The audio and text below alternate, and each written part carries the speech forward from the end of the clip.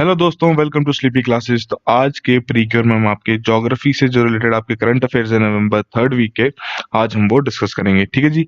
तो शुरू करने से पहले एक बार इंडेक्स देख लेते हैं आज के टॉपिक्स का। सबसे पहला टॉपिक होगा हमारा तिब्बतियंस, और जो उनकी पार्लियामेंट इन एग्जाइल है उसके बारे में हम थोड़ा बहुत डिस्कस करेंगे। किस तरीके का क्या नेचर है, किस तरीके से काम करती है, कौन इसे हेड करता है, कहाँ से इनके मेंबर्स हैं। ठीक है जी। तो ये बेसिकली आपका जो जियो पॉलिटिकल एक हम कह सकते हैं सेगमेंट है ज्योग्राफी का, तो वहीं से आपके लिए टॉपिक है। सेकंड हम बात करेंगे मेघालय ग्रुप्स के बारे में, जो कि इनर लाइन परमिट के लिए नई डिमांड रख रहे हैं। फिर आपके वेस्ट बैंक के बारे में हम बात करेंगे। फोर्थ टॉपिक होगा हमारा जो ब्रिक्स की काउंटर टेरर स्ट्रेटेजी है। और लास्ट टॉपिक होगा जो सिस्मिक सर्वे कंडक्ट कर रही है ऑयल इंडिया महानदी ऑनलैंड बेसिन में। ठीक है जी। तो ये आज के आपके 5 टॉपिक्स हैं। तो आइए शुरू करते हैं पहले टॉपिक के साथ। तो यहाँ बात हो रही है तिब्बतियंस और जो उनकी पार्लियामेंट इन एग्जाइल है उसके बारे में बात। पार्लियामेंट इन एग्जाइल का मतलब कि वो पार्लियामेंट अपने देश से बाहर काम कर रही है। ठीक है जी। मतलब वो पार्लियामेंट फोर्स्ड है कि वो अपने देश में ऑपरेट नहीं कर सकती, वो बाहर से ही ऑपरेट कर रही है। तो बेसिकली मई 2021 में जितने भी तिब्बतियंस हैं जो कि अपने देश में नहीं रह पा रहे, जो those who are forced to live outside their own country, तो जितने भी इंडिया में ऐसे तिब्बतियंस हैं या बाकी देशों में हैं, वो नेक्स्ट पार्लियामेंट इन एग्जाइल को इलेक्ट करेंगे, जिसे वो सेंट्रल तिब्बतियन एडमिनिस्ट्रेशन भी कहते हैं।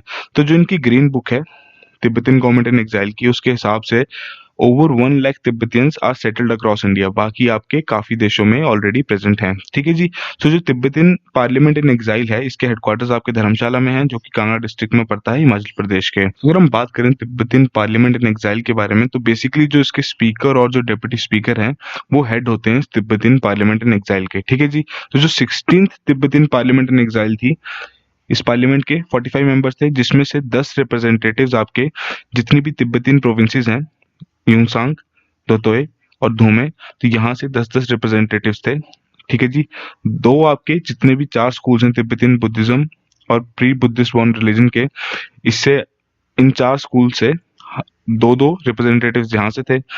ठीक है जी। और जो 2 रिप्रेजेंटेटिव्स थे वो आपके Tibetan communities in north America and Europe, and one from Australasia. Australasia basically आपके जितने भी ऑस्ट्रेलिया, न्यूजीलैंड, उसके आसपास के जो आइलैंड्स हैं उसको क्लब करके ऑस्ट्रेलेशिया कहा जाता है, और एशिया। ठीक है जी। तो इसमें आपकी इंडिया, नेपाल और भूटान इंक्लूडेड नहीं है। ठीक है जी। तो 2006 तक इसे assembly of Tibetan people's deputies कहा जाता था, जिसमें जो चेयरमैन होते थे वो उसके हेड होते थे। ठीक है जी। जो बाद में चेंज कर दिया गया to Tibetan parliament in exile headed by a speaker and deputy speaker. बात करें कि आपको तिब्बत के बारे में कितनी जानकारी है, यहाँ पर वहां पर क्या क्या हो रहा है, तो तिब्बत बेसिकली पहली बात आपकी एक हिमालयन माउंटेन्स में एक कंट्री है। ठीक है जी। जिसका काफी बड़ा लैंड मास है, और ये अगर हम लैंड मास के हिसाब से आइडिया लगाएं तो ये 10th लार्जेस्ट नेशन होना चाहिए। ठीक है जी। सो 1950 में क्या हुआ था कि चाइना ने इस नेबरिंग कंट्री को इन्वेड किया था और इस कंट्री को सीज कर लिया था बाय फोर्स। ठीक है जी। तो तब से जो तिब्बतियंस हैं वो चाइना के मिलिट्री रूल के अंडर रह रहे हैं। तो उन्होंने कोशिश तो की तिब्बतियंस ने 1959 में कि वो अपना जो उनका हक है उसे वापस लें, बट जो प्रोटेस्ट था वो जो मिलिट्री फोर्स के द्वारा वो क्रश कर दिया गया। ठीक है जी। तो इनके यंग लीडर थे एक दलाई लामा, तो उनकी सेफ्टी के लिए उन्हें वहां से बाहर भेज दिया गया अगेंस्ट हिज ओन विल, जो कि आज भी धर्मशाला में रह रहे हैं। ठीक है जी। सो उसके बाद क्या किया गया कि तिब्बत को डिवाइड कर दिया गया into incorporated and Chinese provinces.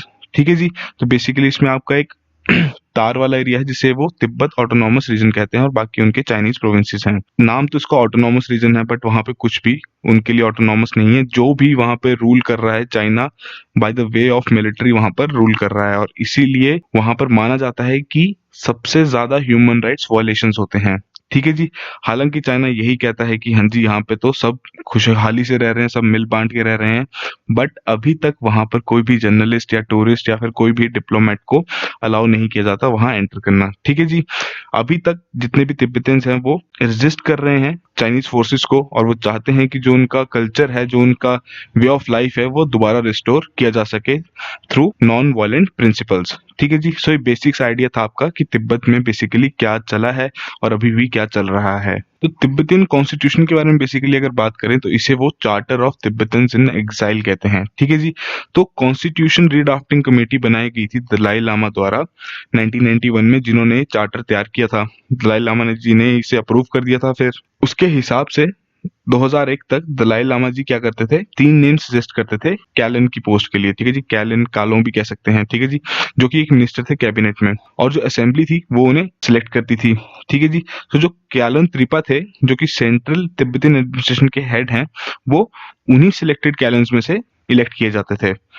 2001 में क्या हुआ कि कुछ फंडामेंटल चेंजेस किए इन्होंने, और जो डायरेक्ट इलेक्शन का फंडा था वो इसमें इंक्लूड कर दिया गया कैलन त्रिपा के इलेक्शंस के लिए, और वो इलेक्शंस इलेक्ट करेंगे वो आपके होंगे जो जितने भी आपके तिब्बतन्स हैं इन एग्जाइल, जो कि बाकी देशों में रह रहे हैं। इसमें जो उनकी कैबिनेट होगी कैलन त्रिपा जी भाई साहब की, तो वो खुद उसे नॉमिनेट करेंगे, और जो तिब्बतन पार्लियामेंट होगी वो उसे अप्रूव करेगी, ठीक है जी।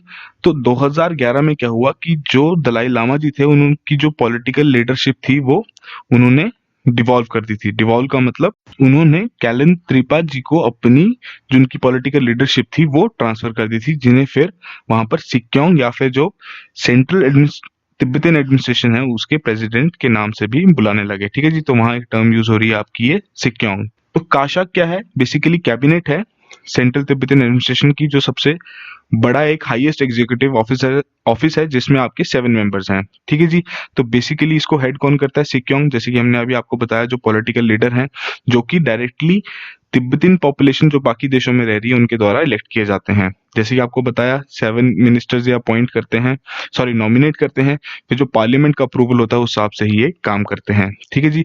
तो कैशक का जो टर्म है वो आपका बेसिकली 5 साल का है। हालांकि काफी ये आपका पॉलिटी से रिलेटेड है, इसलिए हमने इसे जियो पॉलिटी की डायमेंशन में रखा है, ठीक है जी। प्रोसेस ऑफ डेमोक्रेटाइजेशन के बारे में बात करें तो बेसिकली जब आपको बताया कि 1959 में जो इनकी प्रोटेस्ट था, जो इनका रिटेलिएशन था, जो चाइना की जो मिलिट्री इन पर रूल कर रही थी, तो उसके बाद से ही दलाई लामा ने डेमोक्रेटाइजेशन की प्रोसेस शुरू की, ठीक है जी। जैसे ही वो इंडिया आए तो तब से ही जो डेमोक्रेसी है तिब्बतियंस के लिए वो शुरू हो गई, बट वो एक्साइल में शुरू हुई, मतलब अपने देश से बाहर ही उनकी वो शुरू हुई। तो ये बेसिक सा आइडिया था कि क्या तिब्बतियंस की कंडीशन है वहां पर, किस तरीके से, ये कुछ कुछ डेट्स हैं जैसे 1959 का ईयर हो गया, आपको इंपॉर्टेंट है, ठीक है जी, याद रखना। तो ये बेसिक सा आइडिया था आपका तिब्बतियन की गवर्नमेंट, उनकी पार्लियामेंट, जो भी उन्होंने एग्जाइल में चलाया हुआ है उससे रिलेटेड, ठीक है जी। सेकंड टॉपिक में हम बात करते हैं जो मेघालय के ग्रुप्स हैं उनकी जो डिमांड चेंज हुई है कि जैसे इनर लाइन परमिट था ब्रिटिश एरा का, उसी तरीके से इम्प्लीमेंटेशन की जाए वहां पर, और जो सिटीजनशिप अमेंडमेंट एक्ट है उसे वहां से हटा दिया जाए। तो लास्ट मंथ ही मेघालय कैबिनेट ने कुछ अमेंडमेंट्स पास की थी Meghalaya resident safety and security act 2016 में, जिसके चलते अगर हम अमेंडमेंट्स को देखें तो ये काफी आपके जो इनर लाइन परमिट्स के जो प्रोविजंस हैं उससे ये मिलते जुलते हैं, ठीक है जी। तो आईएलपी बेसिकली आपके 4 नॉर्थ ईस्ट स्टेट्स में है, अरुणाचल प्रदेश, मणिपुर, मिजोरम एंड नागालैंड। यहाँ आप मैप में देख सकते हैं जो आपके ब्लू मार्क्ड हैं ये सारे आपके आईएलपी के अंडर हैं, ठीक है जी। तो यहाँ पर आपका जो सीएए है वो एप्लीकेबल नहीं है। साथ के साथ जो आपका 6 शेड्यूल के अंडर जो एरिया आता है वहां पर भी आपका सीएए एप्लीकेबल नहीं है। बट मेघालय के केस में क्या है, हालांकि most of its territory is under 6 schedule, but जो शिलोंग का एक छोटा सा पार्ट है वो आपका इसमें 6 शेड्यूल में नहीं आता। इसी चक्कर में इन ग्रुप्स की ये डिमांड्स है कि वैसे ही वहां पर भी इनर लाइन परमिट जैसा ही हिसाब किताब बन जाए, ठीक है जी। तो basically inner line permit system है क्या चीज, तो इसके आधार पर एक डॉक्यूमेंट मिलता है किसी भी इंडियन सिटीजन को जो कि उस इन 4 स्टेट्स में जाकर रह सकता है under the protection of ILP system, ठीक है जी। अगर ये डॉक्यूमेंट नहीं है तो वो वहां नहीं रह सकते अनटिल अनलेस या तो वो स्टेट को बिलोंग करते हो, साथ के साथ जितने टाइम पीरियड के लिए आपका आईएलपी अलॉट हुआ है उससे ज्यादा भी वहां पर स्टे नहीं हो सकता, ठीक है जी। तो जो पूरा कॉन्सेप्ट है ये आपका कॉलोनियल एरा से आया है, जो आपका Bengal eastern frontier regulation act of 1873 था, उसके आधार पर ये कुछ रेगुलेशंस बनाई थी ब्रिटिशर्स ने, जिसके आधार पर ये जो डेजिग्नेटेड एरियाज हैं यहाँ पर एंट्री और यहाँ पर स्टे की को रिस्ट्रिक्ट कर दिया गया था आउटसाइडर्स का। उस दौरान तो इनका अपना ही पर्पस था कि उनके जो खुद के कॉमर्शियल इंटरेस्ट हैं वो उन्हें बचाना चाहते थे फ्रॉम इंडियंस जो कि उन एरियाज में ट्रेडिंग करना चाहते थे, ठीक है जी। तो 1950 में क्या हुआ कि भारत सरकार ने ब्रिटिश सब्जेक्ट्स हटा के सिटीजन ऑफ इंडिया ऐड कर दिया, ठीक है जी। तो बेसिकली ये किस लिए किया गया था कि वहां की जो जनता है उन्हें आउटसाइडर से थोड़ा उनके जो इंटरेस्ट्स हैं, जो उनका कल्चर है, जो उनका हेरिटेज है उसे प्रोटेक्ट किया जा सके, ठीक है जी। तो इसमें क्या होती है, जो स्टेट गवर्नमेंट होती है वही आईएलपी इशू करती है। ऑनलाइन भी अप्लाई कर सकते हैं इसको या फिजिकली भी जाके कलेक्ट कर सकते हैं, और इस आईएलपी में सब कुछ मेंशन होता है कि कितने दिनों का ट्रेवल है, कौन कौन से पार्ट्स में ये विजिट कर सकते हैं या किस किस पार्ट्स में ये नहीं जा पाएंगे, तो ये सब कुछ उसमें मेंशन होता है। अब कैब का कनेक्शन बेसिकली क्या है कि जो आपका, जैसे हमने आपको पहले ही बताया, ये आपका कैब कनेक्शन नहीं होगा, ये बिल नहीं, आपका एक्ट बन गया है। ठीक है जी, तो CAA है ये। तो बेसिकली इस एक्ट का कनेक्शन क्या है कि जितने भी आपके नॉन मुस्लिम रेफ्यूजीज हैं बांग्लादेश, पाकिस्तान और अफगानिस्तान से, वो इंडियन सिटीजनशिप अब ले सकते हैं। ठीक है जी। तो जैसे कि आपको बताया कि ILP के अंडर जितने भी हैं उसमें तो कोई फर्क नहीं पड़ेगा, CAA वहां अप्लाइड नहीं होगा, जितना आपका 6 शेड्यूल वाला एरिया है उसमें भी नहीं होगा, बट उसके अलावा बाकी ये एप्लीकेबल रहेगा। तो शिलोंग का एक पार्ट है जहां पर 6 शेड्यूल एप्लीकेबल नहीं है, तो वहीं पर, ताकि बाहर के लोग आके वहां पर बस ना जाएं, इसलिए ये थोड़ा सा इसमें जो मेघालय के ग्रुप्स हैं उनकी ये डिमांड रखी गई है। ठीक है जी। और जैसे कि अरुणाचल प्रदेश और नागालैंड होते हैं, तो वो इतने ज्यादा इफेक्ट नहीं होते हैं बांग्लादेश की माइग्रेशन से, क्योंकि आप यहाँ पर मैप में देख सकते हैं बांग्लादेश आपका इस वाले रीजन में आया। ठीक है जी। तो ये काफी डिस्टेंस पे है। सबसे ज्यादा जो इफेक्ट होता है वो आपका मेघालय, त्रिपुरा और मिजोरम वाला एरिया है। थोड़ा सा हमने पुराना भी टॉपिक कवर कर लिया, आपका CAA से रिलेटेड किस तरीके से वो ILP पे एप्लीकेबल है या नहीं, या फिर आपके 6 शेड्यूल वाले जो स्टेट्स हैं उन पर एप्लीकेबल है या नहीं। तो आई होप आपको थोड़ा सा बेसिक्स आइडिया लग गया होगा। ये भी आपका एक जियो पॉलिटिकल पॉइंट ऑफ व्यू से ये टॉपिक तैयार किया गया है। थर्ड टॉपिक में हम आपकी बात करते हैं वेस्ट बैंक के बारे में। ठीक है जी। तो रिसेंटली US के जो सेक्रेटरी ऑफ स्टेट है उन्होंने एक विजिट किया है इस एरिया को। ठीक है जी। तो बेसिक्स आइडिया ले लेते हैं वेस्ट बैंक का, काफी इंपॉर्टेंट है ये। तो बेसिकली ये जो एरिया है ये जॉर्डन रिवर के वेस्ट बैंक पर है और ये बाउंडेड है by Israel on north, west and south direction. ठीक है जी। सो इसके ईस्ट पर जॉर्डन रिवर है। मैप में ही देख लेते हैं, ये आपका वेस्ट बैंक आ गया, ये आपकी जॉर्डन रिवर आ गई। ठीक है जी। तो बेसिकली यहाँ पर पैलेस्टीनियंस भी रहते हैं और इजराइल का मिलिट्री कंट्रोल भी है। तो आप देख सकते हैं यहाँ पर किस तरीके से डिनोट किया गया है कि जो आपका डार्क ग्रीन वाला एरिया है वो पैलेस्टीनियन गवर्नेंस है, लाइट ग्रीन में मिक्स गवर्नेंस है आपकी, ये जो जेरूसलम वाला एरिया है ये आपकी प्रॉपर इजरायली गवर्नेंस है, बाकी जो लाइट पिंक वाला एरिया है ये पूरा यहाँ पर इजरायली मिलिट्री कंट्रोल है, और जो डार्क पिंक वाला एरिया है ये आपका डिस्प्यूटेड इजरायली गवर्नेंस है कि वहां पर काफी डिस्प्यूट चल रहा है। Since 6 day war in 1967, basically जिसे हम थर्ड अरब इजरायली वॉर भी कहते हैं, तो उसके बाद से जो वेस्ट बैंक है वो इजराइल द्वारा ऑक्यूपाई कर लिया गया है। तो इसमें दोनों ही जो इजरायलीज और पैलेस्टीनियंस हैं वो अपना राइट बताते हैं इस टेरिटरी पर, और तभी से ही इसका डिस्प्यूटेड स्टेटस है, और ये जो कॉन्फ्लिक्ट है ये अभी तक रिजॉल्व नहीं हुआ है। तो जो पैलेस्टीनियंस यहाँ रहते हैं वो इजरायली मिलिट्री रूल के अंदर रहते हैं, और साथ के साथ उन्हें थोड़ा बहुत लिमिटेड सेल्फ रूल भी दिया गया है। तो बेसिकली इसमें जो इजरायली सरकार है और जो US सरकार है अंडर ट्रम्प प्रेसिडेंसी, उन्होंने बेसिकली जितनी भी सेटलमेंट्स है इन्हें तो लीगल बोल दिया है, बट अगर हम इंटरनेशनल कम्युनिटी का व्यू पॉइंट रखें तो उनके आधार पर ये जो सेटलमेंट्स हैं ये इलीगल हैं under the provisions of international law. ठीक है जी। तो इसमें जो आपका जॉर्डन वैली वाला एरिया है इन सेटलमेंट्स में आता है। तो इसके आधार पर पैलेस्टीनियंस का ये मानना है कि जो सेटलमेंट जो इन्होंने एनेक्सेशन कर रखी है, तो जो उनके एसेंशियल वाटर रिसोर्सेज हैं तो उन्हें वो एक्सेस नहीं कर सकते। ठीक है जी। और जो की एग्रीकल्चर लैंड है उसे भी वो एक्सेस नहीं कर सकते। तो इसी के चक्कर में उनकी ये डिमांड है कि इन्हें ये वो एरिया वापस दिया जाए।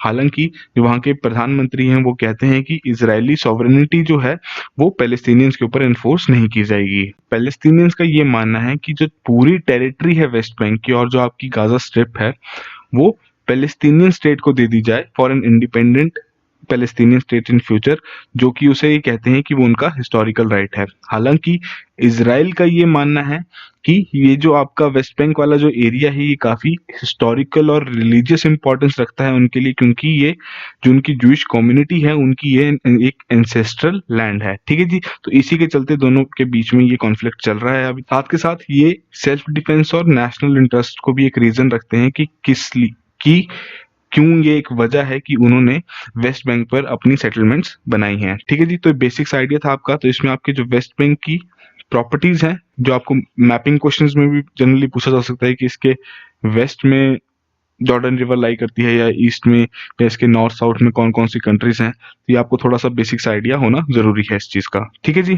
तो फोर्थ टॉपिक में हम देखते हैं, काफी छोटा सा टॉपिक है आपका, ब्रिक्स काउंटर टेरर स्ट्रेटेजी। तो रिसेंटली ही जो 12th एनुअल सबमिट हुआ है वर्चुअली ही कंडक्ट हुआ है, जैसे कि आजकल हर एक आपकी जितने भी कॉन्फ्रेंसेज हैं या आपके जितने भी समिट्स हैं वो वर्चुअली कंडक्ट हो रहे हैं। तो उसी के चलते इन्होंने ब्रिक्स ने अपनी काउंटर टेररिज्म स्ट्रेटेजी अनवेल की है, मतलब लॉन्च किया है उसे, ठीक है जी। जिसके चलते जितने भी बायलेटरल और मल्टीलेटरल कोऑपरेशन है अमंग द मेंबर कंट्रीज उसको स्ट्रेंथन किया जा सके, ताकि जो ये टेररिज्म का थ्रेट है उसे वो कॉम्बैट कर सकें, ठीक है जी। तो बेसिक साइम इस स्ट्रेटेजी का यही है कि प्रैक्टिकल कोऑपरेशन जो है among security and law enforcement authorities of the member Nations उसको इंप्रूव किया जा सके, ताकि जितनी भी इंफॉर्मेशन है उसे टाइमली शेयर किया जाए और एक्यूरेटली शेयर किया जाए। और मेन मुद्दा यही है कि जो टेररिज्म है उसको प्रिवेंट कर सकें, उसे कॉम्बैट कर सकें। जो सबसे बड़ा फोकस रहेगा स्ट्रेटेजी का वही रहेगा कि जो टेररिज्म ग्रुप्स हैं उसकी जो फैसिलिटेशन है उसे सप्रेस किया जा सके, ठीक है। जितने भी एंटिटीज हैं या जितने भी एसोसिएटेड पर्संस हैं उन्हें किसी भी तरीके के फाइनेंशियल या मटेरियल रिसोर्सेज अवेलेबल ना करवाए जाएं। स्ट्रेटेजी है इसके चलते जो इंटरनेट और सोशल मीडिया प्लेटफॉर्म्स हैं तो इसमें ये इंश्योर करेंगे कि वहां पर किसी भी तरीके की रिक्रूटमेंट या रेडिकलाइजेशन ना की जाए टेरर ग्रुप्स द्वारा। तो इसमें जो ब्रिक्स की जो हाई रिप्रेजेंटेटिव होंगे सिक्योरिटी के लिए उन्हें ये दारोमदार दिया जाएगा कि इसकी इम्प्लीमेंटेशन को रिव्यू करें, ठीक है जी। और जो ब्रिक्स की काउंटर टेररिज्म और जो ब्रिक्स का काउंटर टेररिज्म वर्किंग ग्रुप है उसे ये इम्प्लीमेंट करने के लिए दिया जाएगा, ठीक है जी। सो इन्हीं एफर्ट्स के चलते ये इंश्योर करने की कोशिश करेंगे कि जो टेररिज्म का ज्योग्राफिकल एक्सपेंशन है उसे प्रिवेंट किया जा सके, उसे रोका जा सके, साथ के साथ जितने भी थ्रेट्स रहते हैं टेररिज्म से रिलेटेड उन्हें उनसे डील किया जा सके या फिर उन्हें हम एड्रेस कर सकें, ठीक है जी। सो बेसिक्स आइडिया था आपका ब्रिक्स काउंटर टेरर स्ट्रेटेजी के ऊपर। लास्ट टॉपिक में हम आपकी बात करते हैं जो ऑयल इंडिया लिमिटेड लॉन्च कर रहे हैं अपना सिस्मिक सर्वे प्रोग्राम इन ककटपुर इन पुरी डिस्ट्रिक्ट उड़ीसा में, ठीक है जी। तो ये बेसिकली आपका महानदी बेसिन में होगा ऑनलैंड। बेसिकली जो नेशनल सिस्मिक प्रोग्राम चल रहा है इसके चलते जो आपके इंडियन सेडिमेंट्री बेसिन हैं जिन्हें पहले इवेल्युएट नहीं किया गया है, मतलब उनकी क्वालिटी चेक नहीं की गई है, तो उसमें अब क्वालिटी चेक कर रहे हैं, तो उसी के आधार पर इसे नेशनल सिस्मिक प्रोग्राम रखा गया है इसका नाम, ठीक है जी। तो ये जो सिस्मिक सर्वे प्रोग्राम है ऑल इंडिया लिमिटेड का ये उसी का एक पार्ट है। तो इसके आधार पर जितना भी सिस्मिक डेटा एक्वायर किया जाएगा उड़ीसा में उसके चलते 5 ब्लॉक्स ऑफर किए जाएंगे by director general of hydrocarbons. तो ये जो ऑयल इंडिया लिमिटेड है इन्होंने सारे ही 5 ब्लॉक ले लिए हैं इसमें for hydrocarbon exploration under the open acreage licensing. तो बेसिकली जो आपकी पेट्रोलियम इंडस्ट्री होती है उसमें जियोफिजिकल जो डेटा है वो काफी इंपॉर्टेंट रोल प्ले करता है in oil and gas exploration as well as production, क्योंकि जब तक उन्हें एक तरीके से डेटा नहीं मिलेगा कि कितना उन्हें वहां से ऑयल या गैस मिलेगी तो उस तरीके से वो जो उनकी ड्रिलिंग वाली जो फाइनल एक्टिविटी है वहां पर वो शुरू नहीं कर सकते। तो इसमें काफी जियोफिजिकल टेक्निक्स यूज की जाती हैं जिसके चलते इक्विपमेंट्स यूज किए जा सकते हैं ताकि वो इलेक्ट्रिक करंट्स को मेजर कर सकें, क्या आपका ग्रेविटेशनल या फिर मैग्नेटिक एनॉमलीज हैं उस एरिया में उसे मेजर कर सकें, किस तरीके के आपकी जियोकेमिकल रिलेशंस हैं वहां पर उसे मेजर कर सकें। तो ये कुछ चीजें हैं जिनके आधार पर एक डेटा तैयार किया जाता है। तो बेसिकली इसमें आपकी सिस्मिक सर्विस क्या होते हैं कि साउंड वेव्स जनरेट की जाती हैं, फिर वो बाउंस ऑफ होती हैं from the underground rock formations, और जो वेव्स जो रिफ्लेक्ट होके वापस सरफेस पे आती हैं उन्हें रिकॉर्ड किया जाता है, उन्हें कैप्चर किया जाता है यूजिंग रिकॉर्डिंग सेंसर्स, ठीक है जी। और इसे बाद में एनालिसिस के लिए रख लिया जाता है, ठीक है जी। सो जो वेव सरफेस पे वापस आने में जितना टाइम उन्होंने लिया उसके चलते काफी एक वैल्यूएबल इंफॉर्मेशन मिलती है कि किस तरीके की रॉक टाइप है या क्या पॉसिबिलिटी है कि कौन सी गैस या फ्लूइड उन रॉक फॉर्मेशंस में प्रेजेंट है, ठीक है जी। जैसे कि आपका अल्ट्रासाउंड होता है उसी तरीके से ये यूज किया जाता है। इसमें जो आपके ऑनशोर ऑपरेशंस होते हैं उसमें काफी आपके स्पेशलाइज्ड ट्रक्स होते हैं जो एक हैवी प्लेट कैरी करते हैं जिसे वो यूज करते हैं ताकि एक सिस्मिक सिग्नल जनरेट किया जाए। ऑफशोर ऑपरेशंस में क्या होगा, एक स्पेशलाइज्ड वेसल होगा जिस पर एक सिस्मिक स्ट्रीमर रखा गया होगा या फिर एक सिस्मिक सोर्सेज होंगे जिसमें हाइड्रोफोन्स अटैच्ड होंगे। तो इसमें जो आपके सिस्मिक सोर्सेज हैं वो कंप्रेस्ड एयर को यूज करेंगे ताकि वो अकूस्टिक एनर्जी प्रोड्यूस कर सकें, ठीक है जी। तो हाइड्रोफोन्स क्या करेंगे, जो रिटर्निंग साउंड वेव्स होंगी उन्हें कैप्चर करेंगे ताकि इस डेटा को बाद में एनालाइज किया जा सके। तो बेसिकली आपकी 4 स्टेजेस हैं सिस्मिक एक्सप्लोरेशन की। पहली है आपकी सिस्मिक एक्विजिशन। तो सब सरफेस जो आपका है उसकी सिस्मिक इमेज प्रोड्यूस करने के लिए एक सिस्मिक सोर्स जनरेट करना बहुत जरूरी है। जो रिफ्लेक्शन डेटा होगा उसे रिकॉर्ड करना काफी जरूरी है क्रू के लिए, ठीक है जी। तो इसी तरीके से जितने भी आपकी लैंड और मरीन सिस्मिक डेटा है वो क्रिएट किया जाता है और रिकॉर्ड किया जाता है ऑल ओवर द वर्ल्ड, ठीक है जी। फिर आता है आपका सिस्मिक प्रोसेसिंग। जितना भी डेटा कैप्चर किया है, ठीक है जी, उसको प्रोसेस करना, जहां पर एक कॉम्प्लेक्स प्रोसीजर से ये जितना भी डेटा होगा आपका गो थ्रू करेगा, पावरफुल कंप्यूटर जिसमें यूज किए जाएंगे और फाइनली एक सिस्मिक सेक्शन प्रोड्यूस किया जाएगा। ठीक है जी। फिर जो सिस्मिक सेक्शन प्रोड्यूस किया गया, जो सिस्मिक इमेज प्रोड्यूस की गई, तो उससे आइडिया लेना कि किस तरीके से वो जो जियोलॉजिकल स्ट्रक्चर है उसे आइडेंटिफाई करना, कि उसे मैप करना कि कहाँ पर ऑयल ट्रैप्स को वो लोकेट कर सकते हैं। जब आपके ऑयल ट्रैप्स लोकेट हो गए हैं तो फिर आपकी एक्सप्लोरेशन ड्रिलिंग का ही एक लास्ट प्रोसेस है। इसके चलते क्या करते हैं, तो आपकी इंटरप्रिटेशन है, उसके जो रिजल्ट्स हैं अगर वो फेवरेबल लग रहे हैं तो वहां पर एक बोरहोल क्रिएट कर दिया जाएगा, वहां पर एक बोरहोल ड्रिल कर दिया जाएगा। तो बेसिकली एक टर्म है इसमें जो यूज की जाती है वाइल्ड कैट। वो कब यूज की जाती है, अगर किसी अनएक्सप्लोर्ड एरिया में अगर बोरवेल तैयार किया जा रहा है या ड्रिल किया जा रहा है तो तब उसे वाइल्ड कैट कहा जाता है। ठीक है जी। सो ये बेसिक सा आइडिया था आपका सिस्मिक प्रोसेस से रिलेटेड, किस तरीके से आपकी सिस्मिक एक्सप्लोरेशन होती है। तो आई होप आपको चीजें थोड़ी बहुत क्लियर हो गई हों। ठीक है जी। सो आज के हमारे 5 टॉपिक्स यहीं खत्म होते हैं। इसी तरीके से अपना करंट अफेयर्स को रेगुलरली टच में रहें, डेली अपने नोट्स में ऐड करते रहें और साथ के साथ जो प्री मिक्स के क्वेश्चंस हैं उन्हें भी अटेम्प्ट करना काफी जरूरी है। ठीक है जी। So that will be all the very best.